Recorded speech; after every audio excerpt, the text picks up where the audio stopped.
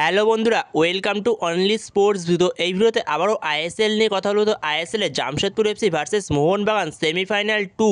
তো সেই ম্যাচটা নিয়ে কিছুটা আলোচনা করব। তো সেই ম্যাচে দুই দলের লাইন আপস কীরকম হতে পারে, এছাড়া দুই দলের হেড টু হেড কীরকম, এছাড়া দুই দলের শক্তি দুর্বলতা, তো এইসব বিষয়গুলো নিয়ে একটু আলোচনা করব এই ভিডিওতে। তো ভিডিওটি সবাই শেষ পর্যন্ত দেখতে থাকো। আর চ্যানেলে নতুন হয়ে থাকলে চ্যানেলটি সাবস্ক্রাইব করে পাশে থাকা বেল আইকনটি অন করে পাশে থেকো। তো সেইখানে second semifinal first leg Jamshedpur FC versus Mohun Bagan 3রা এপ্রিল সন্ধ্যে 7:30 থেকে জেআরডি টাটা কমপ্লেক্স স্টেডিয়ামে মুখোমুখি হতে চলেছে। তো সেখানে দুটো দলের হেড টু হেড যদি দেখা যায়, তো সেই জায়গায় জামশেদপুর এফসি ভার্সেস মোহনবাগান আইএসএলে মোট মুখোমুখি হয়েছে 9বার। তার মধ্যে 3বার জিতেছে জামশেদপুর এফসি আর 5বার জিতেছে মোহনবাগান, আর একবার ড্র হয়েছে তাদের মধ্যে। সেই জায়গাতে আইএসএল শিল্ড চ্যাম্পিয়ন হওয়াতে আগেই উঠে গেছিল মোহনবাগান সেমিফাইনালে সবার আগে। সেই জায়গাতে জামশেদপুর এফসি তারা নকআউট খেলে এসেছে নর্থ ইস্ট ইউনাইটেড এফসির সঙ্গে। তো নর্থ ইস্ট ইউনাইটেড এফসি যথেষ্ট ভালো ফুটবল খেলেছিল, কিন্তু জামশেদপুর এফসির ডিফেন্স অনবদ্য ছিল। এখানে জামশেদপুর এফসির ডিফেন্সের ফলে জামশেদপুর এফসি ম্যাচটাকে বের করে ফেলেছে এবং তার সাথে সাথে ওপরে দুটো গোলও করেছে, যেখানে জাভি হার্নান্ডেজ এবং স্টিফেন এজে গোল করেছিল জামশেদপুর এফসির হয়ে নকআউটে। তো সেইখানে জামশেদপুর এফসির এই টিমটাকে নিয়ে খালিদ জামিল দুরন্তভাবে পারফরমেন্স দিয়েছে সারা সিজন ধরে। যেখানে সিজনের প্রথমের দিকে একটু স্ট্রাগল করলেও পরের দিকে দুরন্ত পারফরমেন্স করেছে এই জামশেদপুর এফসি। তো সেখানে আইএসএল এর প্রথম দিকে একটু স্ট্রাগল করলেও পরের দিকে দুরন্ত পারফরমেন্স করেছে খালিদ জামিলের আন্ডারে এই জামশেদপুর এফসি। তো এরপরে যদি দুই দলের শক্তি দুর্বলতা নিয়ে কথা বলা হয়, তো সেখানে যদি প্রথমে জামশেদপুর এফসিকে নিয়ে কথা বলা যায়, তো সেইখানে জামশেদপুর এফসি সিজনটা খুব একটা ভালো না শুরু করলেও পরের দিকে জামশেদপুর এফসি দুরন্ত পারফরমেন্স করেছে। যেখানে সিজনের শুরুতে জামশেদপুর এফসির ডিফেন্সটা নড়বড়ে ছিল, যেখানে ডিফেন্সে প্রচুর গোল খেয়ে যাচ্ছিল জামশেদপুর এফসি।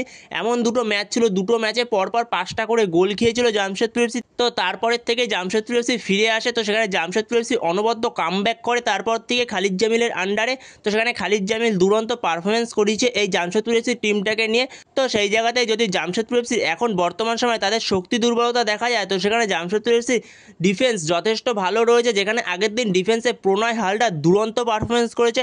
তো সেইখানে যে প্রণয় হালদার সেন্টার ব্যাকে এত সুন্দর খেলতে পারে, তো এটা জানা ছিল না। তো দুরন্ত পারফরমেন্স দেখিয়েছে প্রণয় হালদার সাথে স্টিফেন এজে। তো সেখানে এখন দুরন্ত লাগছে জামশেদপুর এফসির ডিফেন্সটাকেও যথেষ্ট ভালো লাগছে। আর মোহনবাগানের যে ফার্স্ট লেগ সেমিফাইনালটা রয়েছে, তো সেটা হলো জামশেদপুরের ঘরের মাঠে। আর জামশেদপুরের ঘরের মাঠে জামশেদপুর অনবদ্য পারফরমেন্স দেখিয়েছে এই সিজনে। তো সেই জায়গাতে বেশিরভাগ হোম ম্যাচ থেকে দুরন্ত ফলাফল করেছে জামশেদপুর এফসি। তো সেইখানে জামশেদপুর এফসির ঘরের মাঠে নামতে চলেছে মোহনবাগান ফার্স্ট লেগ সেমিফাইনালে।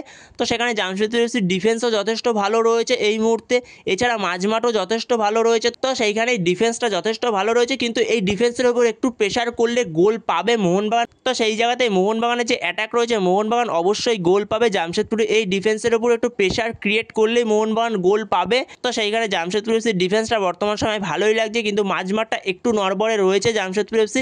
কিন্তু জামশেদপুর এফসি অ্যাটাক যথেষ্ট ভালো, যেখানে অ্যাটাকে জাভি হার্নান্ডেজের মতো প্লেয়ার রয়েছে, আর যেখানে মাঝমাঠে রাইট আচিকাওয়া রয়েছে এবং উইংয়ে মোহাম্মদ সানান রয়েছে। তো সেই জায়গাতে যদি জামশেদপুর এফসির শক্তিশালী দিকের কথা বলা হয়, তো সেখানে জামশেদপুর এফসির শক্তিশালী দিক হলো তাদের উইং। সেই জায়গাতে জামশেদপুর এফসির উইং যথেষ্ট শক্তিশালী, যেখানে মোহাম্মদ সানানের মতো প্লেয়ার রয়েছে, ইমরান খান রয়েছে, পরের দিকে ঋত্বিক দাস আসতে পারে। তো সেইখানে যথেষ্ট শক্তিশালী জামশেদপুরের উইং, যেমন ওপরে জেভিয়ার সিবেরিও রয়েছে, জর্ডান মারে রয়েছে।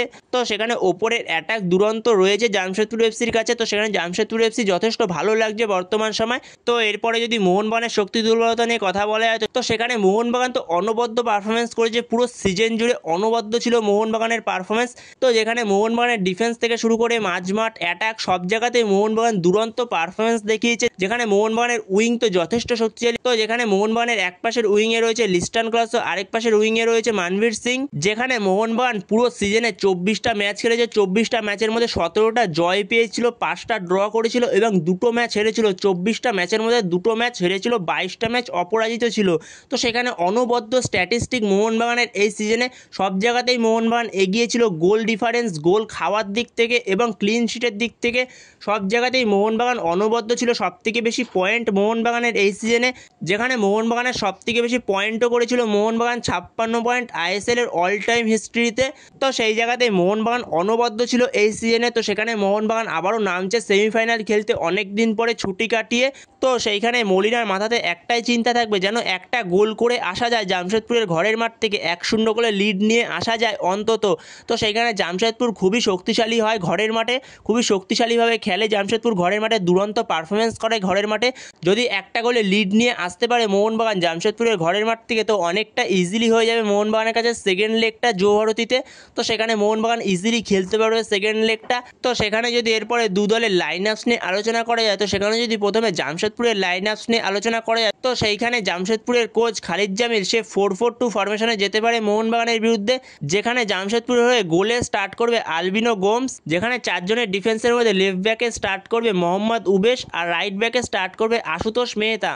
আর দুজন মেন সেন্টার ব্যাক থাকবে, একজন স্টিফেন এজে আরেকজন প্রণয় হালদার। তো প্রণয় হালদার আগের ম্যাচটা যেটা নকআউট ম্যাচ ছিল নর্থ ইস্ট ইউনাইটেড এফসির সঙ্গে, তো সেই ম্যাচে দুরন্ত পারফরমেন্স করেছে। তো সেই কারণে হয়তো প্রণয় হালদারকে ড্রপ করবে না, তো সেখানে প্রণয় হালদারকে দিয়ে হয়তো স্টার্ট করাবে। তো সেই জায়গাতে স্টিফেন এজের পাশে প্রণয় হালদারই স্টার্ট করবে। আর মাঝমাঠে দুজন রাইত আচিকাওয়া, তো রাইত আচিকাওয়ার সাথে আগের ম্যাচে স্টার্ট করেছিল মোবাশির রহমান। তো মোবাশির রহমান সে আগের ম্যাচে যেহেতু রেড কার্ড দেখে যেত, সে এই ম্যাচের জন্য থাকবে না। তো সেই জায়গায় জাভি হার্নান্ডেজ স্টার্ট করতে পারে। তো সেখানে জাভি হার্নান্ডেজ স্টার্ট করবে রাইত আচিকাওয়ার পাশে। আর দুদিকের উইং থেকে, লেফট উইং থেকে মোহাম্মদ সানান, আর রাইট উইং থেকে নিখিল বার্লা। আর ওপরে দুজন স্ট্রাইকার, একজন জর্ডান মারে আর একজন জেভিয়ার সিবেরিও। তো মোহনবাগানের বিরুদ্ধে এরকমই লাইন আপস নিয়ে যেতে পারে খালিদ জামিল। তো এরপরে মোহনবাগান কোচ মলিনা সে জামশেদপুর এফসির বিরুদ্ধে 4-2-3-1 ফরমেশনে যেতে পারে, যেখানে গোলে স্টার্ট করবে বিশাল কাইত, 4 জন ডিফেন্সের মধ্যে left back Subhasish Bose, right back Ashish Roy, আর দুজন মেন সেন্টার ব্যাক, একজন টম অ্যাললেট আর একজন আলবার্টো রড্রিগেজ। আর মাঝমাঠে দুজন, এই ম্যাচে হয়তো আপুয়াকে আমরা পাবো না, আপুয়াকে না পাওয়ার চান্সই বেশি। আপুয়া এখনও পুরোপুরি ফিট হতে পারেনি, আপুয়া সে সাইড লাইনেই বেশিরভাগ সময় থাকছে। তো সেই জায়গাতেই আপুয়া এখনও পুরোপুরিভাবে ফিট হতে পারেনি। তো তাকে পেতে পেতে প্রায় সেকেন্ড সেমিফাইনাল হয়ে যাবে, মানে সেকেন্ড লেগ সেমিফাইনালটা হয়ে যাবে আপুয়াকে পেতে পেতে। তো সেখানে আপুয়াকে ফার্স্ট লেগ সেমিফাইনালে না পাওয়ার চান্সই বেশি। তো সেখানে দেখা যাক, এখনও পর্যন্ত সময় রয়েছে। তো সেখানে যদিও তাকে পাওয়া যায়, হয়তো তাকে ফার্স্ট 11-এ চান্স দেবে না মলিনা, তো তাকে নিয়ে হয়তো রিস্ক নেবে না। তো সেইখানেই মাঝমাঠে স্টার্ট করবে দীপক তাংড়ি। তো দীপক তাংড়ির পাশে স্টার্ট করবে অনিরুদ্ধ থাপা। আর দুদিকের উইং থেকে, লেফট উইং থেকে লিস্টান ক্রস ও রাইট উইং থেকে মানবীর সিং। তো সেইখানে মানবীর সিং সে হয়তো প্রথম সেমিফাইনালের আগেই ফিট হয়ে যাবে। তো মানবীর সিং সে অল্প অল্প অনুশীলন করছে, তো সেখানে হয়তো সে ফিট হয়ে যাবে। তো সেইখানে মানবীর সিংয়ে স্টার্ট করবে রাইট উইংয়ে। আর একজন নম্বর 10 রোলে স্টার্ট করবে গ্রেগ স্টুয়ার্ট, যেখানে অ্যাটাকিং মিডফিল্ডে গ্রেগ স্টুয়ার্টই স্টার্ট করবে। আর ওপরে নম্বর 9 রোলে সেন্টার ফরওয়ার্ডে স্টার্ট করবে জেমি ম্যাকলারেন। তো সেই জায়গায় পরের দিকে জেসন কামিন্স, দিমিত্রি পেতাদোস এরা পরে সাবস্টিটিউটে আসবে। সেই জায়গাতে মোহনবাগান কোচ মলিনা সে জামশেদপুর এফসির বিরুদ্ধে এরকমই লাইন আপস নিয়ে যেতে পারে। তো বন্ধুরা, তোমাদের কি মনে হয় মোহনবাগান কোচ মলিনা এই লাইন আপসে কি কোনো চেঞ্জ করতে পারে? তো তোমাদের এ বিষয়ে কোনো মতামত থাকলে অবশ্যই কমেন্টে জানিও।